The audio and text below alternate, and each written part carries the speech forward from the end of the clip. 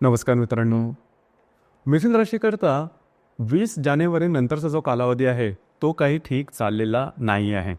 मानसिक तणाव तुम्हाला जास्त प्रमाणात जाणवत होते आणि त्यामध्ये आता शारीरिकतेच्या संदर्भातल्या सुद्धा गोष्टी डोकावत आहे.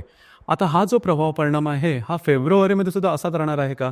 किंवा फेब्रुवारीमध्ये तुमच्या आयुष्याचं असं नेमकं दुसरं कोणतं क्षेत्र आहे की जे सर्वात जास्त प्रभावित होणार आहे? संपूर्ण फेब्रुवारी महिना हा तुमच्यासाठी कशा प्रकारचा असेल, या सर्व संदर्भातली खुलासेवार चर्चा आपण या व्हिडिओमध्ये करणार आहोत. तर सुरुवातीला आपण तुमचं जे स्वास्थ्य आहे मानसिक किंवा शारीरिक हे नेमकं कशा प्रकारचं असेल या संदर्भातली चर्चा करू.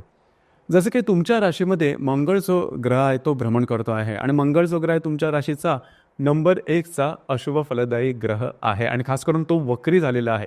जवळजवळ गेल्या 1-1.5 महिन्यापासून तो तुमच्या द्वितीय आणि तुमच्याच राशीमध्ये वक्री झालेला आहे आणि तुमच्या राशीचा जो स्वामी आहे बुध, जो की अष्टम स्थानामध्ये भ्रमण करतो आहे. 12 तारखेनंतर तुमच्या भाग्यस्थानात जाणार आहे आणि वेळात गुरुसुद्धा वक्री आहे. एकंदरीतच साधारणतः या संपूर्ण महिन्यामध्ये तुमची थोडीशी दमछाक होणार आहे. लक्षात घ्या, यासाठी थोडंसं तयार राहणं गरजेचं आहे. थोडंसं तुम्हाला जास्त प्रमाणात तुम्ही ॲक्टिव्ह राहिला आणि तुमची जी राशी आहे ही छोट्या मोठ्या कारणामुळे लवकर स्ट्रेस घेणारे, लवकर तणावाखाली जाणारे आहेत, लवकर थोडीशी तुम्हाला भीती फार लवकर वाटते. तर यापासून थोडंसं स्वतःला मजबूत ठेवणं गरजेचं राहील. गोष्टी कशाही प्रकारच्या झाल्या तरी त्याला बिनधास्तपणे सामोरं जाणं गरजेचं राहील, कारण हा कालावधी कायमस्वरूपी काही टिकणारा नाही आणि या कालावधीमुळे फार काय मोठे तणावाला तापाला तोंड द्यावं लागेल असं मात्र अजिबात नाही. त्याच्यामुळे तशी काळजी करू नका. कधी कधी दिवसामागून रात्रीमागून दिवस हा प्रकार असतो. तशाच प्रकारचं धरून चला की थोडासा परीक्षेचा कालावधी आहे तुमचा, तुमची टेस्टिंग टाईम आहे असं समजलं तरी काही हरकत नाही. गोष्टी थोड्याशा मनाविरोधात गेल्यात तरीही काळजी करू नका. याच्यातून तुम्ही बाहेर याल एवढं निश्चित.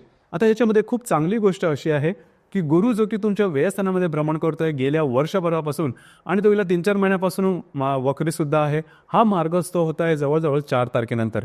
ही जी गोष्ट आहे ही गोष्ट तुमच्यासाठी खूप चांगली राहील. जे काय स्ट्रेस तणाव किंवा जी काय निगेटिव्हिटी तुमच्यामध्ये आलेली होती ती साधारण 6-7 तारखेनंतर फेब्रुवारीच्या बऱ्याच प्रमाणात नॉर्मल होईल. याचप्रमाणे शारीरिकतेच्या संदर्भातले जे त्रास आहेत हे या महिन्याच्या शेवटी म्हणजे 28-29 तारखेनंतर बऱ्याच प्रमाणात नॉर्मल होते. याचप्रमाणे जे तुमचे स्ट्रेस टेन्शन बऱ्याच प्रमाणात जाणवत होते हे सुद्धा या महिन्याच्या मध्यानंतर बऱ्याच प्रमाणात नॉर्मल येतील. त्याच्यामुळे तशी काही काळजी करू नका. परंतु एकंदरीतच सांगायचं झालं तर या संपूर्ण महिन्यामध्ये स्वतःच्या मानसिकतेवरती आणि शारीरिकतेवरती लक्ष देणं गरजेचं राहील. कुठल्याही प्रकारचे महत्त्वपूर्ण निर्णय छोटे किंवा मोठे कुठल्याही क्षेत्राशी संबंधित असतील तरी लगेचच्या लगेच घेऊ नका आणि चुकीच्या निर्णयापासून थोडंसं सावध राहणं गरजेचं राहील. याचप्रमाणे घरातल्या ज्या व्यक्ती असतील त्यांच्याबरोबरचे नातेसंबंधसुद्धा थोडेसे ताणले गेल्यासारखे वाटेल, थोडंसं वातावरण गढूळ झाल्यासारखं वाटेल. हीच गोष्ट वैवाहिक जोडीदाराबरोबर सुद्धा जाणवेल. जर तुम्ही विवाहित असाल तर वैवाहिक जोडीदारावर सुद्धा अशाच प्रकारचे काही अनुभव होतील. स्वतःच्या भावभावनांवर नियंत्रण ठेवणं अत्यंत आवश्यक राहिलेली गोष्ट फार महत्त्वाची आहे, लक्षात घ्या. दुसरी महत्त्वाची गोष्ट म्हणजे तुमच्या राशीच्या अष्टमामध्ये रवी आणि बुध यांचं भ्रमण आहे. रवी जो की तुमच्या तृतीयेश आहे हा तुमच्या अष्टमात भ्रमण करतो आहे. 13 तारखेनंतर भाग्यात भ्रमण करणार आहे. तर या संदर्भात तुम्हाला काही अनपेक्षित लाभ मिळतील. इथे एक गोष्ट चांगली आहे की जवळजवळ 14-15 तारखेनंतरचा जो कालावधी आहे त्याच्यामुळे तुम्हाला कॉन्फिडन्स तुमच्यामध्ये खूप चांगल्या प्रकारे जाणवेल. त्याचप्रमाणे ज्या व्यक्ती सामाजिक आहेत, समाजकाम वगैरे करतात किंवा ज्यांचा समाजाशी जास्त संबंध येतो त्यांच्याकरता जवळजवळ 17-18 तारखेनंतरचा कालावधी बऱ्याच प्रमाणात चांगला राहील. तुमच्यामधलं कॉन्फिडन्स खूप चांगल्या प्रकारे जाणवेल. याचप्रमाणे जी कामं तुम्ही हाती घेतलेली आहेत ती बऱ्याच प्रमाणात मार्गी लागतील, जी की खूप चांगली गोष्ट आहे. तुमच्या कामाचं तुम्हाला ॲप्रिसिएशनसुद्धा खूप चांगल्या प्रकारे मिळेल. याचप्रमाणे तुमच्या भाग्यस्थानात भ्रमण करत असणारा शनी आहे तो सुद्धा मार्गस्थ आहे. त्यामुळे भाग्याची साथ तुम्हाला लाभेल. मात्र इथे एक गोष्ट मगाशी सांगितली आहे त्याप्रमाणे स्वतःच्या कर्तृत्वावर थोडंसं विश्वास ठेवणं गरजेचं राहील आणि कुठल्याही तणावाखाली जाऊन चुकीचे निर्णय मात्र घेऊ नका. ही गोष्ट फार महत्त्वाची आहे. साधारणतः 15 तारखेनंतर तुम्ही बऱ्याच प्रमाणात ॲक्टिव्ह राहाल आणि गोष्टी साधारण तुमच्या अपेक्षेप्रमाणे हळूहळू व्हायला सुरुवात होते आणि भाग्याची साथ जी की गेल्या वर्षभर तुम्हाला जाणवत नव्हती ती साधारण या महिन्याच्या 14-15 तारखेनंतर भाग्य तुमच्या बरोबर आहे असा काही अनुभव तुम्हाला निश्चित मिळेल. याचप्रमाणे ज्या ठिकाणी तुम्ही काम करता, नोकरी करता किंवा व्यवसाय करता त्या ठिकाणचं वातावरणसुद्धा बऱ्याच प्रमाणात चांगलं राहील. जर तुम्ही तुमच्या रिलेशनशिपमध्ये असाल दोघांमधील नातेसंबंध सुमधुर अशा प्रकारचे दिसून येते. त्याच्यामुळे जे तुमचं कार्यक्षेत्र आहे त्या संदर्भात अजिबात काळजी करू नका. परंतु या महिन्यामध्ये अनावश्यक थोडंसं फिरणं वगैरे जास्त होईल किंवा स्वतःच्या आरोग्य मानसिक आणि शारीरिक याकडे लक्ष देणं गरजेचं राहील. ही गोष्ट फार महत्त्वाची आहे. याचप्रमाणे या महिन्याच्या 1 तारखेला दशमा स्थानामध्ये असणाऱ्या शुक्राबरोबर राहू आणि नेपच्यून आणि राहू हे युतीत जाणार आहेत. लक्षात घ्या, ही गोष्ट अतिशय महत्त्वाची आहे. ज्या ठिकाणी तुम्ही काम करता, नोकरी करता किंवा व्यवसाय करता, त्या ठिकाणी तुम्हाला थोडंसं अलर्ट राहणं गरजेचं राहील. कुठल्याही प्रकारचे महत्त्वपूर्ण निर्णय जे तुमचं कार्यक्षेत्र आहे त्या संदर्भामध्ये घेऊ नका. साधारण 1 ते 3 तारखेदरम्यान या संदर्भात काळजी घेणं गरजेचं राहील. अशा प्रकारचे काही प्रलोभनं तुमच्या समोर येऊ शकतील की ज्याच्यामध्ये तुम्ही त्या संदर्भात निर्णय घेतले तर फसले जाण्याची शक्यता जास्त राहील. याचप्रमाणे जर तुम्ही रिलेशनशिपमध्ये असाल तिथे सुद्धा साधारण अशाच प्रकारचे काही अनुभव येऊ शकतील. तर अलर्ट राहणं अत्यंत महत्त्वपूर्ण राहील. याचप्रमाणे या महिन्याच्या 3 तारखेला गुरु आणि बुधाचा त्रिकोण योग होणार आहे.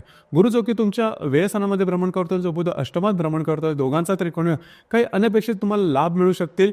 ही गोष्ट आहे, पण फार मोठ्या प्रमाणात लाभ मिळतील असं काही धरून चालू नका. छोटे मोठे लाभ मिळू शकतील. याचप्रमाणे दिनांक 9 तारखेला होणारा मंगळ शनीचा त्रिकोण योग हा फार महत्त्वपूर्ण राहील. मंगळ जो की तुमच्या राशीमध्ये भ्रमण करतोय, जर शनी तुमच्या भाग्यस्थानामध्ये भ्रमण करतोय, दोघांचा त्रिकोण योग अतिशय शुभफलदायी राहील. या दरम्यान तुमच्या काम करण्याची जी तडफ आहे ही जबरदस्त दिसून येईल.